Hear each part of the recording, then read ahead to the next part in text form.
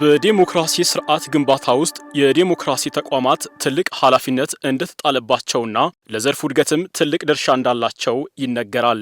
ይሁን እንጂ እነዚህ ተቋማት ገለልተኛ ሆነው ኃላፊነታቸውን በአግባቡ እየተወጡ ነው ለማለት አያስደፍርም።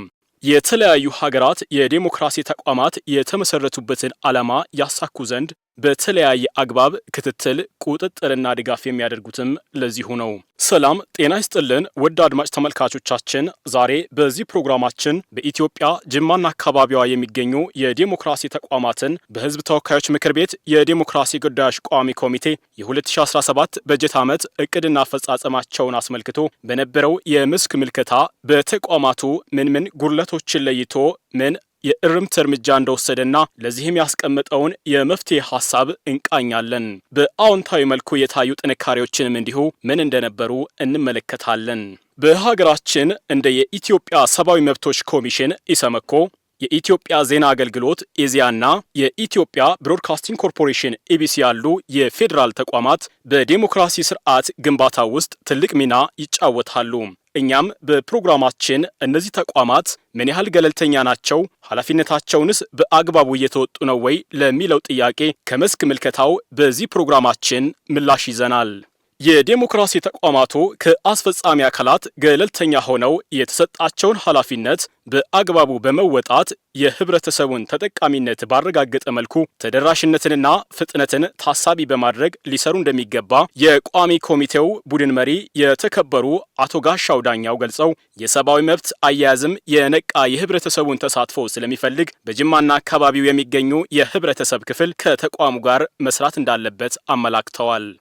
ይህም በምናይበት ሰዓት አሁን ባለው ሁኔታ በተለይ ለዲሞክራሲ ስርዓት ግንባታ ሚዲያዎች የማይተካ ሚና አላቸው። አንደኛ ነፃ መረጃ ለህብረተሰቡ በማድረስ ከህብረተሰቡ የሚነሱትን ደግሞ የመልካም አስተዳደር ችግሮች፣ ቅሬታዎች፣ የልማት ጥያቄዎች በትክክል ለህዝቡ ተደራሽ እያደረጉ ነው ወይ፣ መንግስት እየተሰጠ ያለውን ሚዲያዎች እያነሱ ያሉትን የህዝቡ እያነሳ ያለውን ችግሮች እየፈታ ነው ወይ የሚለውን እሱንም ጭምር ምን መሻሻል አለ የሚለውን ጭምር እያየን ለመሄድ ጥረት እናደርጋለን። በዚህ ሂደት እንግዲህ አሁን ዲሞክራሲ የሚጎለብተው በዋናነት ያው ዲሞክራሲና ልማትንና መልካም አስተዳደር ለያይተን ልናይ አንችልም። አንዱ ለሌላው መልካምም ነው ችግርም ስለሆነ ማለት ነው። ስለዚህ አሁን እንደው በዚህ ክትትላችንና ቁጥጥራችን ባየነውም እየተሻሻለ ያለ ነገር እንዳለ እያየን ያለ ነው። ነገር ግን ከዚህ በላይ መስራት ያለብን ሚዲያዎች የበለጠ ከዚህ በላይ የህዝቡ አይንና ጆሮ መሆን እንዳለባቸው እያየን ያለንበት ሁኔታ አለ። ከዲሞክራሲ ስርዓት ግንባታ አንጻር የሚታዩ ችግሮችን ለመፍታት የሲቪክ ማህበራት በህብረተሰቡ ውስጥ ትልቅ ድርሻ እንዳላቸው በግብረ መልሱ የተገለጸ ሲሆን ማህበራቱ በስራቸው ያለውን የህብረተሰብ አደረጃጀት ለዲሞክራሲ ስርዓት ግንባታው ማሳተፍ እንደሚኖርባቸው ተገልጿል። የዲሞክራሲ ስርዓት ግንባታ አንዱ መገለጫው የሲቪክ ማህበራት መደራጀት፣ እነዚህ ደግሞ ተሳትፎ መኖር ነው። ስለዚህ የሲቪክ ማህበራት ማህበረሰቡ ውስጥ ያላቸው ተሳትፎ በጣም ከፍተኛ ነው። ስለዚህ የነዚህ የሲቪክ ማህበራት በወጣቶች፣ በሴቶች እና ከዚያም በላይ በተለያየ ማህበር ሊደራጁ ይችላሉ። እነዚህ ማህበራት የያዟቸው ያቀፏቸው የህብረተሰብ ክፍሎች ስላሉ የነሱ ሚና በጣም ይጎላ ነው፣ ለልማትም ለጥፋትም ማለት ነው። ስለዚህ እነዚህ ለልማት መሰለፍ ይኖርባቸዋል።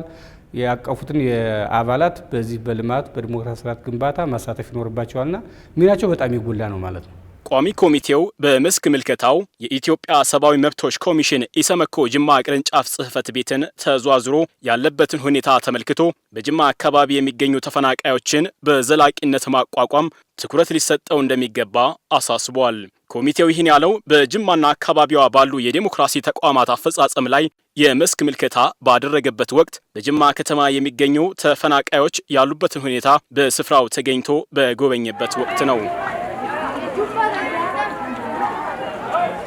በዲሞክራሲ ጉዳዮች ቋሚ ኮሚቴ የቡድን መሪ የሆኑት አቶ ጋሻው ዳኛው በመጠለያ ጣቢያዎቹ የሚገኙ ተፈናቃዮች አሳሳቢ በሆነ ሁኔታ ላይ እንደሚገኙ ጠቀሱ ሲሆን በመሆኑም ችግሩን በአስቸኳይ መፍታትና ተፈናቃዮችን በዘላቂነት ለማቋቋም የሚያስችሉ ስራዎች ሊሰሩ እንደሚገባ ተናግረዋል። በባለፈው ታይቶ ያው ችግሩ እንዲፈታ ከኦሮሚያ ክልል ጋር በፌዴራል በኩል ማለት ነው እንደኛ እንደ ዲሞክራሲ ጉዳዮች ቋሚ ኮሚቴ አቋቁመን ክልሉ ይህን ችግር መፍታት እንዳለበት አቅጣጫ አስቀምጠን ችግሩን ለመፍታት ጥረት አድርገናል። ብዙ ርቀት ሄደናል ብሎ ነበርና ዛሬ የመጣ ነው ደግሞ እሱን መሻሻሉ ለማየት ነው ልዩነቱን ማለት ነው። ምን መፍትሄ ተቀመጠ፣ ምን ለውጥ መጣ የሚለውን ማለት ነውና ለውጡ ነው ያገኘነው ያዳራሽ ይሄን አዳራሽ እንትን ብለው ከዚያኛው ቀንሰው ወደዚህ አምጣውታልና ትንሽ ጥግግቱን ለመፍታት ነው ሙከራ ያደረጉት። ግን በፊት ያዩ ሰዎች እንግዲህ ልዩነቱ ሊያውቁት ይችላሉ። አሁን የምናይ ሰዎች ግን ከዚህ የባሰስ ነገር ምን ሊኖር ይችላል ብሎ መገመት በጣም የሚያስቸግር ነው የሚሆነውና ከባድ ነው ማለት ነው። ስለዚህ እኛ ያየነው አንደኛ ለጤና በጣም ተጋላጭ ነው፣ ችግር አለበት፣ በጣም ከፍተኛ የሆነ የጤና ችግር ይኖራል። ይሄ አሁን አተት ወይ ደግሞ ሌላ ነገር ቢከሰት ተከስቶም እዚህ በፊት ወደ 8 ምናምን በላይ ህጻናት እንደሞቱ ጭምር ነግረውናል ኢንተርቪው አድርገናልና ከፍተኛ የሆነ ችግር እንዳለ አይተናል ማለት ነው። ኮሚቴው በምልከታው ወቅት የተፈናቃዮችን የኑሮ ሁኔታ ያጋጠሟቸውን ተግዳሮቶችና የመጠለያ ጣቢያዎችን አሁናዊ ሁናቴ ተዘዋውሮ ተመልክቷል። በዚህም መሰረት ተፈናቃዮች ለከፋ ችግር እንዳይጋለጡና ቀጣይ ህይወታቸውን በተሻለ መልኩ እንዲመሩ ዘላቂ መፍትሄ መስጠት አስፈላጊ መሆኑን አጽንኦት ተሰጥቶበታል።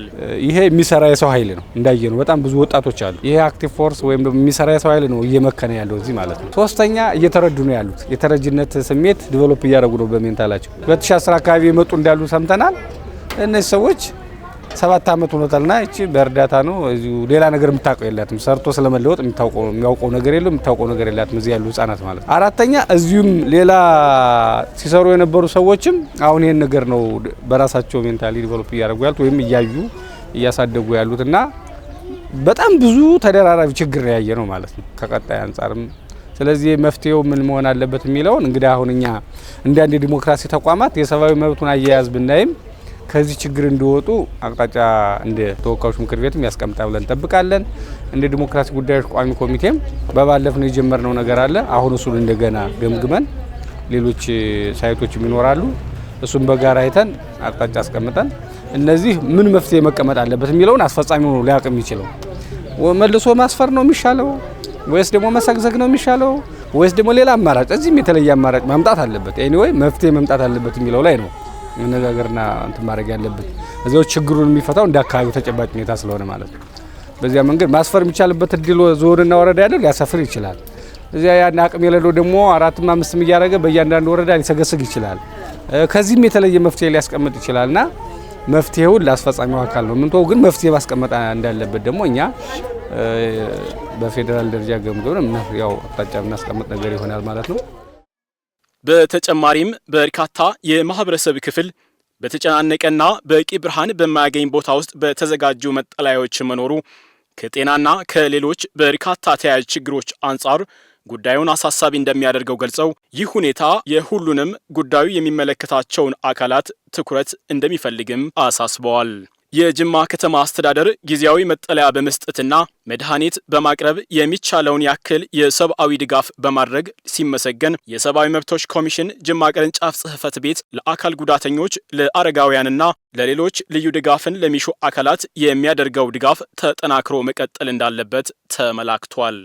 ሌላኛው በዚህ ስፍራ የሚገኙ ተፈናቃዮች ከምስራቅና ምዕራብ ሐረርጌ ቀያቸውን ጥለው የተሰደዱት በ1994 ዓመተ ምህረት መሆኑን ያወሱት ደግሞ በመርሃ ግብሩ ላይ የተገኙት የኢትዮጵያ ሰብአዊ መብቶች ኮሚሽን የጅማ ቅርንጫፍ ጽሕፈት ቤት ኃላፊ አቶ በዳዳ ለሚሳ ናቸው። በ1994 አካባቢ ከምስራቅና ከምዕራብ ሐረርጌ ተፈናቅሎ ወደ በህጋዊ ሰፈራ ነው መጀመሪያ ሐረርጌዎች ተነስቶ ወደ ባሌ ነው የሄዱት። ከባሌ በኋላ እዛም የሄዱበት ቦታ ምቹ ስላልነበረ ወደ ምዕራብ ወለጋ ነው የሄዱት። ኃላፊው ከዚህ ቀደም በህጋዊ ሰፈራ ሌላ ቦታዎች ላይ ለማቋቋም የተደረጉ ጥረቶች አለመሳካታቸውን ገልጸው ጅማ የሚገኘው የስደተኞች ጣቢያ ከመጡ 8 ዓመት ያክል ቢሆናቸውም ምንም አይነት ዘላቂ መፍትሄ ሳያገኙ መቆየታቸውን ገልጸዋል። ኃላፊው አክለውም እነዚህ የማህበረሰብ ክፍሎች በአንድ ቦታ ተረጋግተው ማህበራዊና ኢኮኖሚያዊ መብቶቻቸውን ለመተግበር ምቹ ሁኔታ እንዳላገኙና የጤናና የትምህርት አገልግሎትም ማግኘት እንዳልቻሉ ጠቁመው ከጤናና ከማህበራዊ አገልግሎቶች አንጻር ያለውን ችግር እንዲህ ይገልጹታል። እዛም የሰፈሩበት ቦታ ምቹ ስላልነበረ ህጋዊ በመንግስት ህጋዊ ሰፈራ ወደ ኢሉባቦር ዞን ደዴሳ ወረዳ ነው የሰፈሩት ማለት ነው። ከዛ በኋላ እዛም ሲሄዱ ተመሳሳይ ችግር ስለገጠማቸው ከዛሬ 7 ዓመት በፊት ነው ወደ ኦሮሚያ በእግር እየሄዱ እዚሁ ለጊዜው ለጅማ ከተማ ላይ ቆዩ በሚል እዚህ መፍትሄ እስኪሰጣቸው ለጥቂት ጊዜ ጅማ ላይ ቆዩ በሚል ነው እዚህ የመጡት ማለት ነው። ህዝባችንን ራሱን እንዲችል ማድረግ የተሻለ ኑሮ ደረጃ እንዲኖር ማድረግ፣ ራሱ ሰርቶ ራሱን እንዲመግብ ማድረግ፣ ከጥገኝነት እንዲላቀቅ ከእርዳታ እንዲላቀቅ ማድረግ የመንግስት ብቻ አይደለም። የሃይማኖት ተቋማት፣ የሲቪክ ማህበራት፣ የኤንጂኦዎች፣ ግለሰቦች፣ መንግስታዊ ያልሆኑ ድርጅቶች በሙሉ ተረባርበው እነዚህ ዜጎቻችን እነዚህ ወንድሞቻችን ራሳቸውን እስኪችሉ ድረስ ማገዝ አለባቸው። የኦሮሚያ መንግስትም ትኩረት ሰጥቶ እነዚህን ሰዎች ማስፈር አለበት ብዬ ነው የማስበው ማለት ነው። በሌላ በኩል ቋሚ ኮሚቴው በመስክ ምልከታው የኢትዮጵያ ብሮድካስቲንግ ኮርፖሬሽን ኢቢሲ ጅማ ስቱዲዮን ተዘዋዝሮ ተመልክቷል። በዴሞክራሲ ጉዳዮች ቋሚ ኮሚቴ የቡድን መሪ የሆኑት የተከበሩ አቶ ጋሻው ዳኛው ሚዲያው የቋንቋ ብዝሃነትን በጠበቀ መልኩ ተደራሽነቱን አጠናክሮ መቀጠል እንዳለበት ተናግረዋል። ተቋሙ እያደረጋቸው ያሉ ጥረቶች በህዝብ ዘንድ ተአማኒነት እንዲኖራቸው የባለድርሻ አካላት ሚና ወሳኝ መሆኑን ቋሚ ኮሚቴው አስገንዝቧል። በተያያዘም የጅማ ኢቢሲ ስቱዲዮ አስተባባሪ አቶ ሀብታሙ ማሞ እንደገለጹት ስቱዲዮው ከዜና ፕሮግራሞች ባሻገር በተለያዩ ዘርፎች ባለሙያዎችን በመጋበዝ የቀጥታ ስርጭት ፕሮግራሞችን እያቀረበ ይገኛል። ይህ ስቱዲዮ ሙሉ ጅማ፣ ደቡብ ምዕራብ ኢትዮጵያ፣ ኢሉባቦርና ቡኖ በደሌን በከፊል ተደራሽ መሆኑን አቶ ሀብታሙ ጠቁመው ተቋሙ የመንግስትን አቅጣጫ ለህዝብ የህዝብንም ቅሬታ ለመንግስት በማቅረብ ረገድ ትልቅ ሚና እንዳለው ተናግረዋል። በቀጣይም ቋሚ ኮሚቴው በጅማና አካባቢዋ የሚገኙ የፌዴራል ተቋማት ላይ በነበረው የመስክ ምልከታው ካካተታቸው የዴሞክራሲ ተቋማት መካከል የኢትዮጵያ ዜና አገልግሎት ኢዚያ ጅማ ቅርንጫፍ አንዱ ነው። በጉብኝቱ ዘርፉን የሚመጥን የሰው ኃይልና የቴክኖሎጂ ግብዓት ሊሟላለት እንደሚገባ በቋሚ ኮሚቴው የተመለከተበት መርሃ ግብርም ነበር። የቋሚ ኮሚቴውን ቡድን የመሩት የተከበሩ አቶ ጋሻው ዳኛው የኢትዮጵያ ዜና አገልግሎት ቅርንጫፍ ጽሕፈት ቤት ለዘርፉ የሚያስፈልገውን የሰው ኃይልና የቴክኖሎጂ አቅርቦት ካልታከለበት በስተቀር ውጤታማነት ሊመጣ እንደማይችል አመላክተው እነዚህ መሰረታዊ የሚዲያ መሳሪያዎች ካልተሟሉ የሚፈለገው ውጤት እንዲሁ ሊገኝ እንደማይችል አሳስበዋል። አያይዘውም ሚዲያውን የሚገልጸው የተደራሽነትና ፍጥነት ጉዳይ ትኩረት የሚያስፈልገው መሆኑን ጠቁመው ለዘገባ የሚያገለግሉ እንደ መቅረጽ ድምፅና ካሜራ ያሉ መሰረታዊ የሚዲያ መሳሪያዎችን ሊያሟላ እንደሚገባ አመላክተዋል። በሌላ በኩል ኢዚያ ተአማኝ የዜና ምንጭ በመሆን ከሚሰራው የሀገር ውስጥ አበርክቶ በተጨማሪ በሌሎች አህጉራዊና ዓለም አቀፋዊ ችግሮችን ለመፍታት በተደረጉ እንቅስቃሴዎች የጎላ ተሳትፎ በማድረግ ረገድ ትልቅ ታሪክ ያለው ሚዲያ እንደሆነም በጉብኝቱ ተጠቅሷል። ለዚህም እንደ አብነት አፍሪካን ከቅኝ ግዛት ለማላቀቅ በተደረገ የጸረ ቅኝ ግዛት ፓን አፍሪካኒዝም እንቅስቃሴ ላይ ኢዚያ ትልቅ ድርሻ እንደነበረው መዛግብት ያወሳሉ። የአፍሪካ ሀገሮች ነጻነትን ተጠምተው በነበረበት በዚያን ወቅት ኢዚያ የአፍሪካ ሀገሮችን የጸረ ቅኝ ግዛት ትግል በማስተባበርና በማስተዋወቅ ረገድ ትልቅ አስተዋጽኦ እንደነበረው ተጠቁሟል። የኢዚያ ጅማ ቅርንጫፍ ሪፖርተር አቶ አለማየሁ በቀለ ሚዲያው በርካታ የሀገርን እድገት የሚደግፉ ኢኮኖሚያዊና ሌሎች ልማታዊ ዜናዎችን እንዲሁም ዘጋቢ ፊልሞችን ጭምር እንደሚሰራ ገልጸዋል። ሚዲያቸው ለዘገባ የሚበቁ ትላልቅ ሀገራዊ ጉዳዮች በሚኖሩበት ወቅት ዜና ከመስራት ባሻገር ከአካባቢው ነዋሪዎች በጉዳዩ ዙሪያ የሕዝብ አስተያየት እንደሚወስድና ከደንበኞች እርካታ አንጻር የጥናት ስራዎችንም እንደሚሰራ ጠቅሰው ይህም ኢዚያ በጅማና አካባቢው ከሚያበረክታቸው ዋና ዋና ትሩፋቶቹ መካከል መሆኑንም አስረድተዋል። በሰፊው ሊታዩ የሚገባቸው ርዕሰ ጉዳዮች፣ ሰፋ ያለ ይዘት ያላቸው ልማታዊ ዘጋቢ ፊልሞችን በመስራት ለተለያዩ ሚዲያዎች እንደሚያሳልፉና በአካባቢው የሚገኙ ተቋማት ለደንበኞች ያላቸውን የአገልግሎት መጠን ምን ያህል እንደሆነ ለማወቅ የደንበኞች የእርካታ ዳሰሳ ጥናት እንደሚሰሩ ጠቁመው ለዚህ እንደ ማሳያነት የኢትዮጵያ ኤሌክትሪክ አገልግሎት ላይ የሰሩትን የደንበኞች እርካታ የዳሰሳ ጥናትን አንስተዋል። በማስከተልም ስለ ሚዲያቸው ተደራሽነት ሲያነሱ ከጅማ ዞን በተጨማሪ ቡኖ በደሌና የም ልዩ ወረዳ ድረስ የሚደርስበት አጋጣሚዎች እንዳሉም አክለዋል። በሚዲያ ቅርንጫፉ ላይ እንደ ተግዳሮት ከተነሱ ችግሮች መካከል በአንድ በኩል አንድ ሪፖርተር ብቻ መኖሩ ነው። ይህ ማለት በአንድ ጊዜ ብዙ ሊዘገቡ የሚገባቸው ዜናዎች ሲኖሩ ሁሉንም ማስተናገድ የማይቻል ሲሆን የሰው ኃይል እጥረትም ሌላኛው ተግዳሮት ሆኖ ቀርቧል። በዚህም ምክንያት አንዳንድ ዜናዎች ሽፋን ሳያገኙ የሚቀሩበት ሁናቴ እንዳለና ከዚህም በተጨማሪ የቢሮ የተሽከርካሪና የቴክኖሎጂ ችግሮችም ተጨማሪ እንቅፋት እንደሆኑ ተጠቅሷል።